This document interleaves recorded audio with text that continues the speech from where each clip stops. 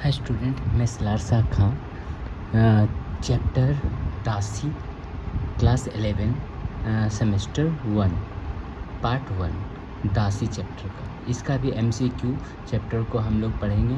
इसे जल्द से आप लोग जो है नोट्स कर लें और मेरे वीडियोस को सब्सक्राइब करें और अन्य दोस्तों के पास भेजें।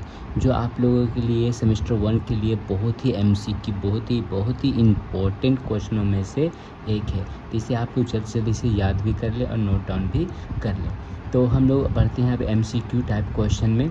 तो यहाँ पर क्वेश्चन है दासी, पहले चैप्टर को मतलब दासी चैप्टर का पहला नंबर क्वेश्चन यहाँ पर दिया हुआ है।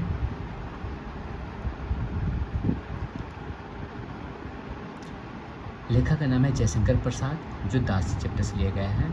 सेमेस्टर 1 MCQ पार्ट 1 ही है। तो जयशंकर प्रसाद का जन्म कब हुआ था? 30 जनवरी 1890 ईस्वी में। उसके बाद यहाँ पर क्वेश्चन है जयशंकर प्रसाद के पिता का नाम क्या था? श्रीदेवी प्रसाद। जयशंकर प्रसाद किस साहित्य धारा के आधार माने जाते हैं? तो छायावाद के आधार जो है माने जाते हैं। जयशंकर प्रसाद की प्रमुख रचनाओं में से कौन सी नहीं है? तो कर्ण जो है रचनाओं में से नहीं है। नेक्स्ट क्वेश्चन है जयशंकर प्रसाद को कौन सी कृति 1936 में प्रकाशित हुई?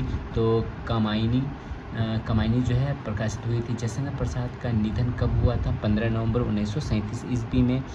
उसके बाद है नेक्स्ट क्वेश्चन जयशंकर प्रसाद ने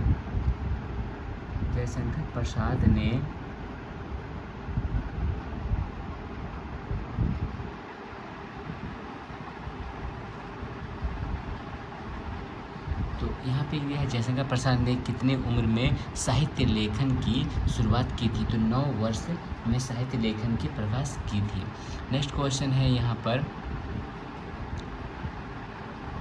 जयशंकर प्रसाद के किस नाटक का नाम कामना है? तो कमायनी है जो नाटक का नाम कामना दिया गया है। जयशंकर प्रसाद द्वारा रचित कौन सी कविता संग्रह 1925 में प्रकाशित हुई? तो आंसू। जयशंकर प्रसाद के किस नाटक का नाम ध्रुव स्वामिनी है? तो ध्रुव स्वामिनी ही रहेगा।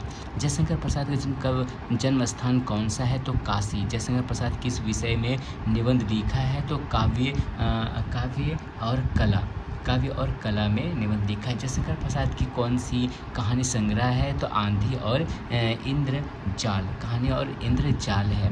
नेक्स्ट क्वेश्चन है 40 नंबर क्वेश्चन है। तो नेक्स्ट क्वेश्चन है जयशंकर प्रसाद की कौन सी रचना अधूरी रह गई थी? तो इरावती। जयशंकर प्रसाद ने साहित्य के क्षेत्र में किस विधा में काम नहीं किया? तो चित्रकला। जयशंकर प्रसाद की निम्नलिखित में से कौन सी रचना उपन्यास है? तो तितली। जयशंकर प्रसाद के काव्य संग्रह कमायनी का प्रकाशन किस वर्ष हुआ था? तो 1936 ईस्वी में हुआ था। 80 नंबर क्वेश्चन है यहाँ पे जयशंकर प्रसाद के किस उपन्यास का नाम कंकाल है? तो कंकाल ही रहेगा। जयशंकर प्रसाद की प्रमुख नाटक रचना कौन सी है? तो ध्रुव स्वामिनी है। नेक्स्ट क्वेश्चन है यहाँ पर 20 नंबर। तो 20 नंबर क्वेश्चन में बताया गया है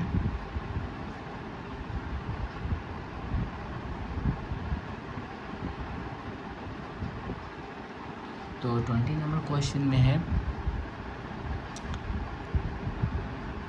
जयशंकर प्रसाद का साहित्य योगदान किस कालखंड में प्रमुख रूप से रहा? छायावाद। फिरोजा ने बलराज की कलाई क्यों पकड़ी? उसके हाथ में छुरा देखकर। बलराज के अनुसार फिरोजा उसके किस सुख में बाधा दे रही थी? तो मरने में। बलराज ने मरने की बात क्यों कही? क्योंकि वह अपने वीर साथियों की मृत्यु का अपमान नहीं सह सकता था।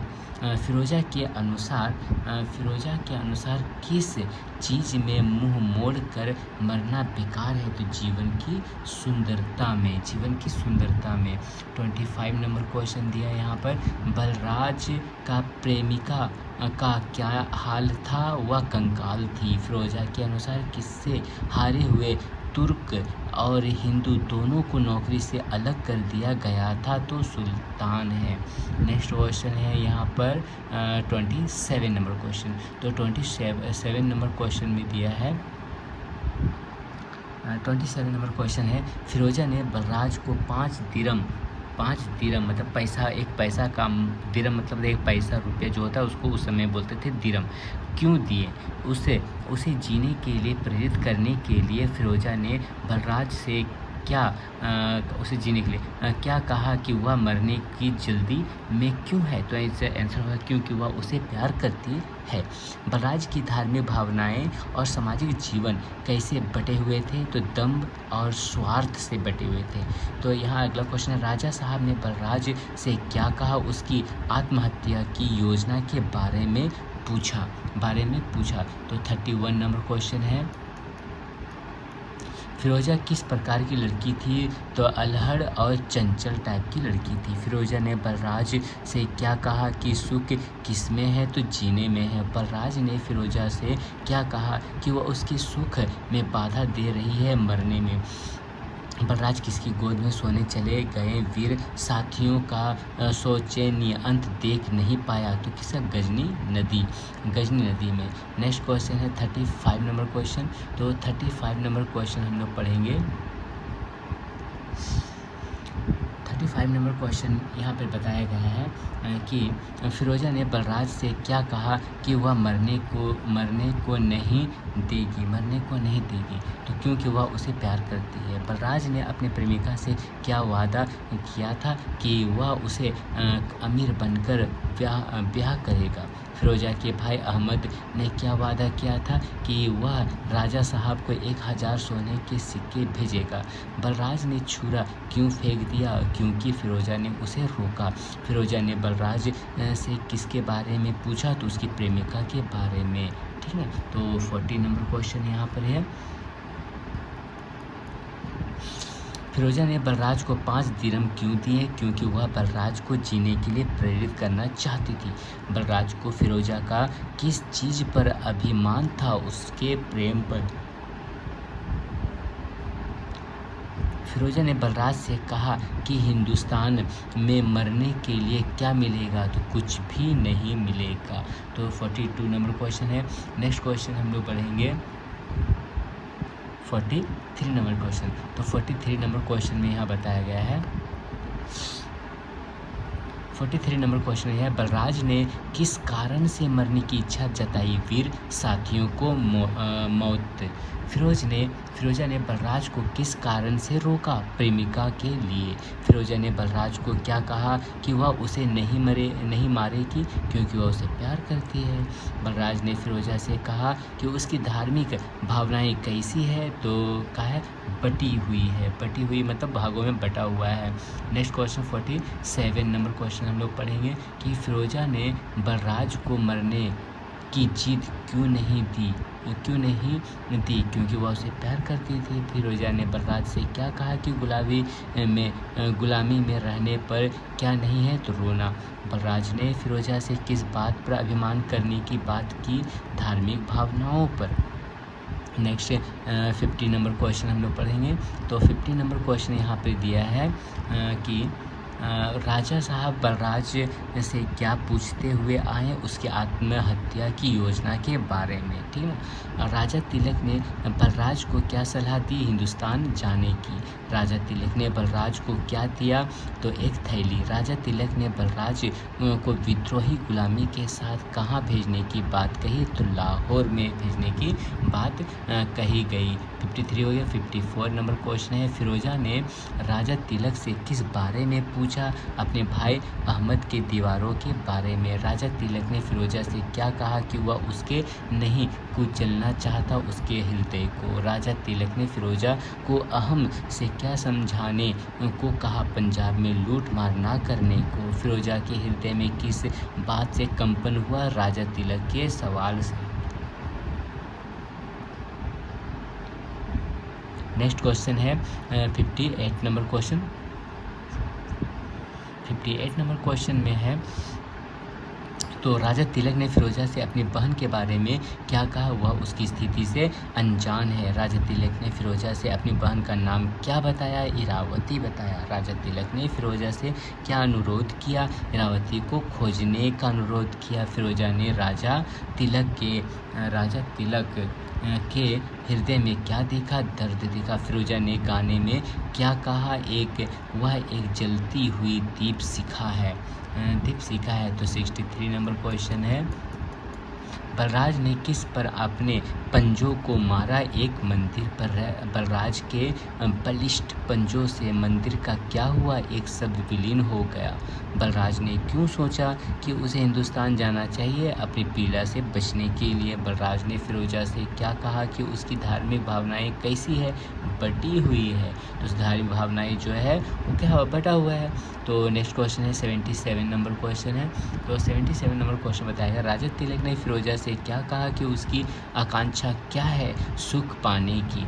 राजा तिलक ने फिरोजा से क्या कहा कि उसके जीवन में क्या है? तो एक पहेली है। फिरोजा ने राजा तिलक से क्या कहा कि उसकी टीस क्या है? अपनी बहन का दुख है। राजा तिलक ने फिरोजा से किसके बारे में अपनी भावनाएं साझा की? तो अपनी बहन इरावती के बारे में। तो 70 नंबर क्वेश्चन हो गया। 71 नंबर क्वेश्चन हम लोग पढ़ेंगे कि बलराज ने क्यों कहा कि फिरोजा ने उसे मरने से रोक दिया? वह अच्छा नहीं किया, वह निराश था। फिरोजा ने बलराज को क्या देने की कोशिश की? 5 दिरहम देने की कोशिश की। फिरोजा ने बलराज से क्या कहा कि वह उसके लिए कब मरना चाहती है? तो अपने प्रेम के लिए। तो 73 नंबर क्वेश्चन हो गया। 74 नंबर क्वेश्चन हम लोग पढ़ते हैं। 74 नंबर क्वेश्चन में बताया गया है कि बलराज ने क्या महसूस किया कि फिरोजा के हृदय में कितना स्नेह और उल्लास है? तो बहुत ज़्यादा। राजा तिलक ने बलराज को क्या बताया कि उसकी प्रतिष्ठा कैसी बढ़ी? अपनी बुद्धि से। राजा तिलक ने बलराज को क्या सलाह दी कि उसकी धार्मिक भावनाएं कैसी है? बटी हुई है। नेक्स्ट क्वेश्चन है, फिरोजा ने बलराज से क्या कहा कि उसका जीवन कैसे कटेगा? हंसी और खुशी से। राजा तिलक ने फिरोजा को क्या कहा कि वह उसके साथ हिंदुस्तान जा सकती है? विद्रोही गुलाम। तो इस तरह से सारा क्वेश्चन जो है वो कंप्लीट करना है। तो इस तरह 79 नंबर क्वेश्चन है, इसे जल्दी आप लोग इसे स्क्रीनशॉट ले लें या इसे जल्द से जल्द कॉपी में लिख लें, क्योंकि MCQ है, आपके लिए एग्ज़ाम के लिए भी टाइम है, इसलिए जल्द से जल्द इसे लिख लेना ही अच्छा होगा। लिख लेने से क्या होता है, एग्ज़ाम के समय याद करने में बहुत ही हेल्प होता है। इसलिए आप इसे जल्दी से जल्दी नोट डाउन कर लें या इसे स्क्रीनशॉट लेके अच्छा से कॉपी में इसे लिख लें। नेक्स्ट क्वेश्चन है 81 नंबर क्वेश्चन है। 81 है, फिर 82 है, 83 है, 84 है, 85 है, 86 है, 87, उसके बाद 88 है।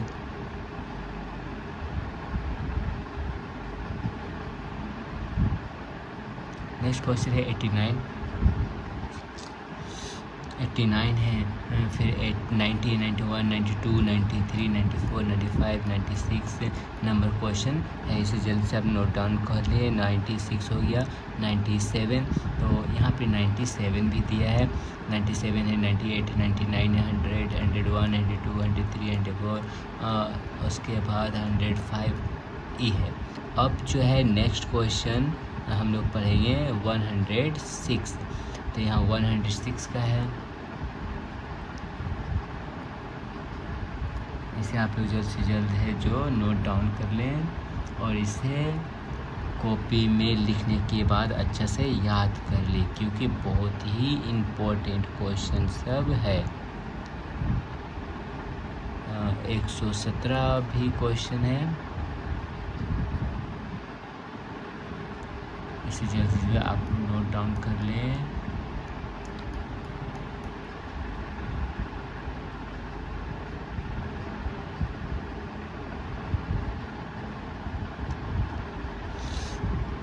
कुछ क्वेश्चन इसमें रिपीट भी हो गया होगा, तो जो रिपीट क्वेश्चन अगर समझ में आ रहा हो तो उसे आप लोग ना लिखें दोबारा, ठीक है ना।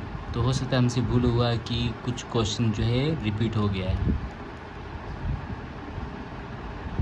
नेक्स्ट क्वेश्चन है 139, यानी कि ये वाला क्वेश्चन है।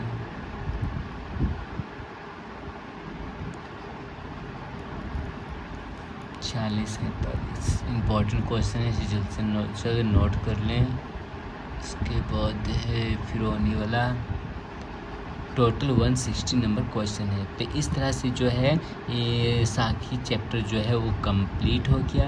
आप लोग जल्द से जल्द मेरे वीडियो को सब्सक्राइब करें, बेल आइकन बटन दबाएं, लाइक करें और अन्य दोस्तों के पास भेजें, जिसके कारण जो है पढ़ाई बहुत ही सुविधा हो जाए और अच्छा से अच्छा मार्क्स लेके आएँ।